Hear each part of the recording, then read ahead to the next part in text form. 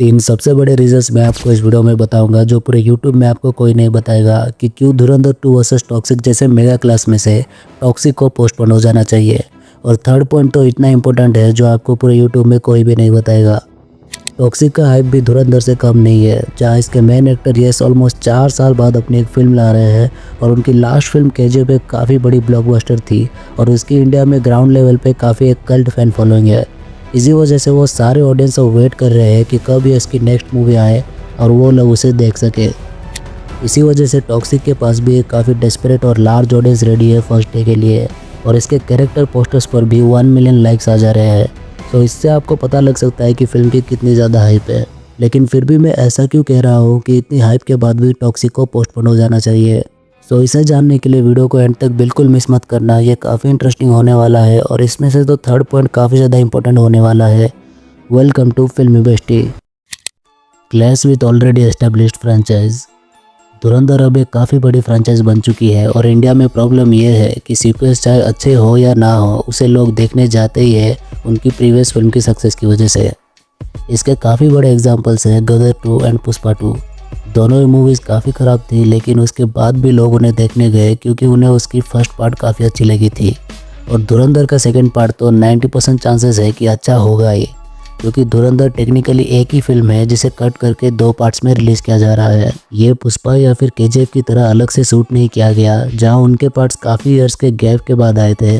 इसलिए पुष्पा को उसकी फर्स्ट पार्ट के क्रेज़ की वजह से सेकंड पार्ट को और भी ज़्यादा कमर्शियल कर दिया गया था, इसलिए वो काफ़ी ख़राब बन गई थी। लेकिन इसका सेकंड पार्ट सिर्फ 3 मंथ्स के गैप के बाद आ रही है जो पहले से बन के रेडी है और इसलिए वो लोग उसमें कोई चेंज भी नहीं कर सकते और इसलिए काफ़ी ज़्यादा चांसेस है कि इसके फर्स्ट पार्ट को लोगों ने बहुत ज़्यादा पसंद किया था। तो 90% चांसेस है कि इसे भी बहुत लोग पसंद करेंगे ही और ऐसे एक गारंटेड सक्सेस फिल्म के साथ क्लैश करना टॉक्सिक के लिए काफ़ी ख़राब हो सकता है। एंड इसका सेकेंड रीज़न भी इसी पॉइंट से जुड़ा हुआ है जो कि है कंपेरिजन एंड सेम जॉनरा। कभी कभी कुछ क्लैशेस काम इसलिए भी कर जाती है क्योंकि उनके जॉनरा अलग अलग होते हैं, इसलिए उनकी ऑडियंस भी अलग अलग होती है और दोनों फिल्म्स को कोई अफेक्ट नहीं होता। लेकिन टॉक्सिक और धुरंधर 2 का तो जॉनरा भी सेम है, जहां दोनों ही मूवीज़ एक्शन थ्रिलर है और ये हम सबको पता है कि दोनों ही मूवीज़ गैंगस्टर्स पर बेस्ड है। ऐसे में इनकी ऑडियंस भी सेम ही है और वहाँ पे कंपैरिजन का गेम आ जाता है जहाँ पे मोस्ट ऑफ द ऑडियंस धुरंधर 2 को ही फर्स्ट चॉइस रखेगी। और आप मानो या ना मानो, एक सोलो रिलीज और एक क्लैश में एक मूवी का बॉक्स ऑफिस कॉन्टेस्ट काफ़ी चेंज होता है। जहां अगर टॉक्सिक क्लैश करेगी तो उसे टॉक ऑफ द टाउन बनने के लिए और बॉक्स ऑफिस प्रॉफिट कमाने के लिए एक ग्रेट मूवी बनना ही पड़ेगा, क्योंकि वहां पर एक ऑलरेडी प्रूवन फिल्म उसके साथ कंपैरिजन के लिए खड़ी होगी। अगर मूवी एवरेज भी निकली तो ऑडियंस और मार्केट उसे काफ़ी जल्दी भूल जाएगी और रिजेक्ट कर देगी। इसका काफ़ी बड़ा एग्जाम्पल है सलार। सलार का डंकी के साथ क्लास हुआ था लेकिन उसने बॉक्स ऑफिस पर तो अपने पोटेंशियल के हिसाब से कम पैसे कमाए ही थे, लेकिन उसे रिव्यूज़ भी काफ़ी ख़राब मिले थे, जितनी ख़राब वो मूवी थी भी नहीं। और बाद में जब वो OTT पर रिलीज़ हुई तब लोगों को वो मूवी अच्छी लगने लगी। सो बेसिकली सलार अपना पूरा पोटेंशियल रिलीज़ के टाइम दिखा ही नहीं पाई उन सब कंपेरिजन गेम्स की वजह से। वही अगर टॉक्सिक को एक सोलो रिलीज़ मिलेगी तो उसे बॉक्स ऑफिस पर अच्छा कलेक्शन करने के लिए और ट्रेंडिंग रहने के लिए ग्रेट मूवी बनने की ज़रूरत नहीं पड़ेगी। अगर वो एवरेज या फिर एक डिसेंट वॉच भी रही तो लोग उसे देखने जाएंगे ही, क्योंकि लोगों के पास ज़्यादा ऑप्शंस भी नहीं होंगे तो वो ज़्यादा डिमांड भी नहीं करेंगे। धुरंधर 1 इज़ द बिगेस्ट एग्जाम्पल। मैं ये नहीं कह रहा कि वो एक ख़राब मूवी थी, बट उस मूवी ने ऑलमोस्ट 900 करोड़ कलेक्शन किया था और उतना कलेक्ट करने के लिए आपकी फिल्म को ग्रेट बनना ही पड़ता है।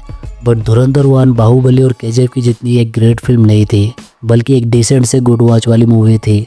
बट क्योंकि अक्टूबर से कांतारा के बाद कोई भी बड़ी फिल्म नहीं आ रही थी और पूरे दिसंबर में भी धुरंधर एक ही बड़ी फिल्म थी, इसलिए ऑडियंस ने भी ज़्यादा डिमांड ना होने की वजह से उसी को देखना प्रीफर किया था। इसलिए आप अगर देखोगे तो धुरंधर के बड़े कलेक्शंस फर्स्ट वीक के बाद से ही शुरू हुए थे। सो ये भी एक काफ़ी बड़ा रीज़न है टॉक्सिक को पोस्टपोन करने के लिए और एक सोलो रिलीज डेट देखने के लिए। सो चलते हैं वीडियो के थर्ड और सबसे मेन पॉइंट में, जो कि है पर्सनल लॉस फॉर यस। जैसा कि मैंने पहले भी कहा था कि अगर टॉक्सिक थोड़ी सी भी एवरेज रही तो लोग उसे जल्दी रिजेक्ट कर देंगे, क्योंकि उनके पास ऑलरेडी दूसरी चॉइस रेडी रहेगी। इससे फिल्म को तो काफ़ी लॉस होगा ही, लेकिन इससे सबसे ज़्यादा लॉस यस का ही होगा।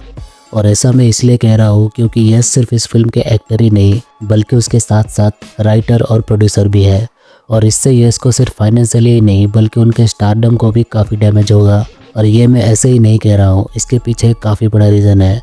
क्योंकि अगर आप देखो तो इतने साल से यस की एक भी मूवी नहीं आई है और फिर भी उनका क्रेज़ बिल्कुल भी कम नहीं हुआ है। और ये इसलिए है क्योंकि उनकी लास्ट फिल्म KGF एक ब्लॉकबस्टर थी।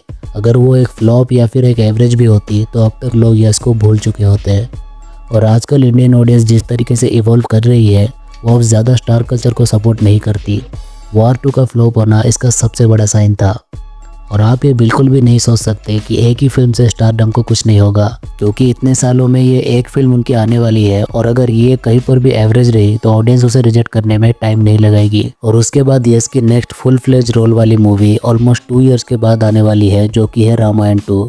और फर्स्ट पार्ट में उनका सिर्फ एक कैमियो ही है और हमेशा कैमियो वर्क करे आप ऐसा गारंटी नहीं दे सकते। तो एक फ्लॉप फिल्म के बाद अगर यस की नेक्स्ट मूवी आने में इतने टाइम लगेंगे तो आप मानो या ना मानो ऑडियंस स्टार्स को भूलने में टाइम नहीं लेती और ये उनके स्टारडम को काफ़ी डैमेज पहुंचा भी सकती है। और ये हमने इससे पहले काफ़ी एक्टर्स के साथ देखा भी है, जैसे कि विजय देवरकोंडा। उनका लाइगर के टाइम पे काफ़ी ज़्यादा क्रेज़ था, लेकिन जैसे ही वो एक मूवी फ्लॉप हुई अब तक वो कमबैक नहीं कर पा रहे हैं। और एक एक्टर है आमिर खान, उनके जितनी बॉक्स ऑफिस कलेक्शंस तो आज तक किसी ने भी नहीं देखी, लेकिन एक फ्लॉप फिल्म के बाद वो भी आज तक कमबैक नहीं कर पा रहे हैं। सो ऐसे में यस को अपने कैरियर में इतना बड़ा रिस्क नहीं लेना चाहिए।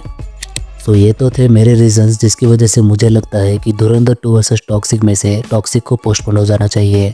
और मैं यस से बिल्कुल भी हेट नहीं करता और ऑनेस्टली कहूँ तो मैं धुरंधर 2 से ज़्यादा टॉक्सिक के लिए एक्साइटेड हूँ, क्योंकि उसका कॉन्सेप्ट मुझे काफ़ी एक्चुअल में इंटरेस्टिंग लग रहा है। बट मासेस के केस में ऐसा बिल्कुल भी नहीं है और मैंने बस इस वीडियो में कुछ नेगेटिव पॉसिबिलिटीज़ बताई है इस क्लैश की। सो आपको ये वीडियो कैसी लगी और आपका इसके बारे में क्या ओपिनियन है कमेंट करके ज़रूर बताना। और नेक्स्ट वीडियो आपको कौन से टॉपिक पर चाहिए वो भी ज़रूर बताना, मैं वीडियो ज़रूर बनाऊंगा। Love you.